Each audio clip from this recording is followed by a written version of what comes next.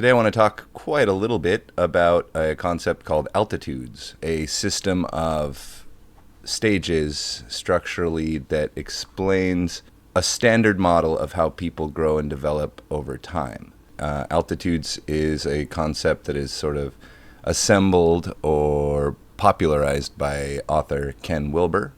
So a lot of different developmental psychologists have put together stage models. These are the stages that normal people ordinarily go through.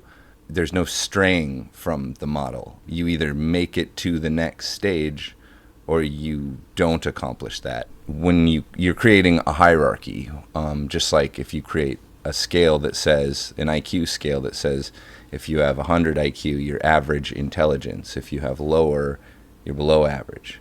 Now you're calling people stupid.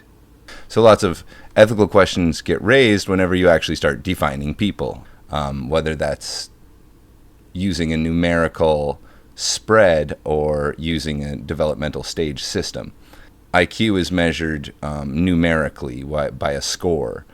You could measure cognitive development in terms of stages. That's something you can do. You could drive a car with your feet. This will line up with our model as well. Not everyone in the world is a developmental psychologist. Not everyone in the world is an economist, or even psychologists themselves are not developmental or positive psychologists. So this information is pretty, it's not a thing that a lot of people know. It is omitted from academic programs kind of surprisingly a lot. And even people, just in my own knowledge of what is popular right now in terms of ideology, this is very not a trend, very not popular, and something that people are sort of closeted about and uncomfortable talking about. And it is because of that hierarchical organization. It's because you are in a stage theory. You're saying this type of behavior, manifestation, cognition, care and concern, ego level, self-understanding, this is higher than this lower thing. What does higher mean? It doesn't mean you're the king of that person. It doesn't mean that you're better than them. That's not what it means. It means that you have a cognitive aptitude that makes it so that you can see certain ideological territory that they are incapable of seeing. So a very valid and perfectly reasonable example would be looking at the difference between the first level, infrared, and the subsequent level, magenta. One clear thing that changes in between infrared and magenta is that a person acquires the ability to communicate verbally. To whatever extent you're moving from pre-verbal, semi-verbal, pseudo-verbal, non-verbal towards being fluent in a language, even if it's a simple language, a primitive language, or even an incomplete language, the movement from pre-verbal to verbal is a very tangible move, and it very much changes what you're capable of as a human being and what your aptitudes are. So that is the first movement. So there's always a meta movement, a movement of, I am not this thing that I thought I was, but I am a senior thing that envelops that, which can see that thing and operate upon it. And that sounds pretty wild, but this is actually how these work. They're holonic in nature.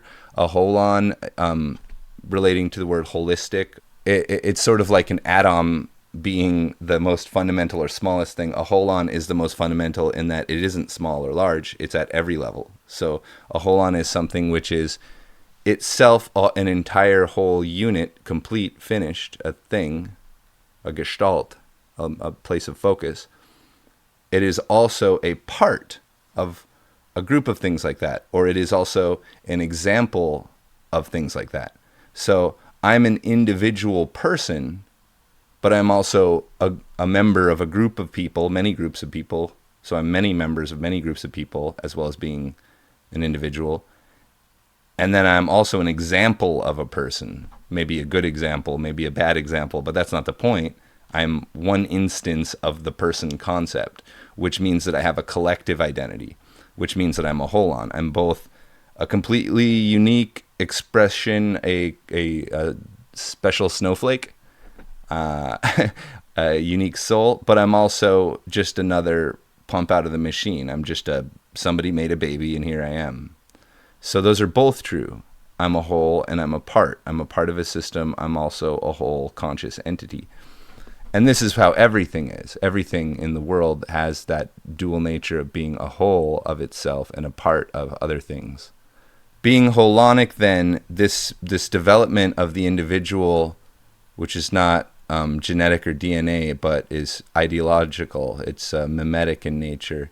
This development is each stage is a movement towards a senior enveloping layer. So even though we're thinking of it like a ladder, stage, chunk, chunk, chunk, it's actually more like a Venn diagram where you start with the circle and then you get to a bigger circle that unfolds and a bigger circle that unfolds and a bigger circle that unfolds. That's a much better way of conceptualizing it than some sort of climbing up the charts. That's deceptive on a lot of levels. In fact, some of the things which change as you go up these levels, a lot of people see those as negative changes. Almost always move upward is an increase in sensitivity. You don't graduate from one altitude meme to another altitude meme. It's a gradual blending of what you were with what you become. It's a process of sorting out cognitive dissonance. It's a messy process. It's described as like waves, like it's going up and down, and it goes a little bit higher, but it also dips down pretty low, and then it goes a little bit higher. And so that somewhere there's this center to this wave that's going up little by little. But at any given moment, you might be at a very low point and you say like, oh, I'm not very developed. But actually you are, because your center of gravity is way up here. You're not a altitude. You're not at an altitude. Nobody is these things. Some people tend to be almost caricatures of them or cartoons of them, but that's actually pretty rare. Most people are pretty complicated. They usually have multiple aspects of what they are, multiple intelligences. Each of these aspects of themselves is developing somewhat independently. So they're all developing somewhat independently. Like it's not like you way up here at one and none of these other ones go, because they are in the same person. And these guys are seeing that and going, oh, we can come up a little. Okay, yeah, we have space. So they do pull each other. There's a sort of magnetism there. And with the cognitive, we would often place at the forefront, like, in order to be able to live and behave and feel at an altitude, you really have to be able to comprehend and understand it first. So the cognitive tends to run up front because it's necessary but not entirely sufficient for further development. We only really need to be oriented in that stage, not master it. And in fact, this mastering a stage would be considered horizontal progress within a stage. So I know we haven't gotten into the stages yet, but like if we take orange rational stage and we say, I want to progress, I want to develop. Well, you're either talking about moving upward to a cognitively higher stage of more world-centric, sensitive, global concern, or you would be talking about within your orange worldview perspective, getting better results, getting more money for your career, having a bigger company, having a bigger GDP in your country, having a better looking and feeling family, a more comfortable home setting, really having high self-esteem and a lot of accolades and prestige for your position. These are all things that Orange values. Everything that is done other than going to the next stage is considered motion within the stage that one is at currently. We're not trying to be a world record at any of these stages. We're only trying to develop a natural core competence and a recognition. The experience of arising in a community of people who make it to a certain set point or stage makes it extremely more likely for an individual to reach that stage. Whereas with no exposure to a higher stage, it would be practically impossible. It would be like the solving a Rubik's Cube without any help, which is theoretically possible, but not within a human lifetime. So how does everyone solve a Rubik's Cube? they imitate the instructions for solving a Rubik's Cube properly.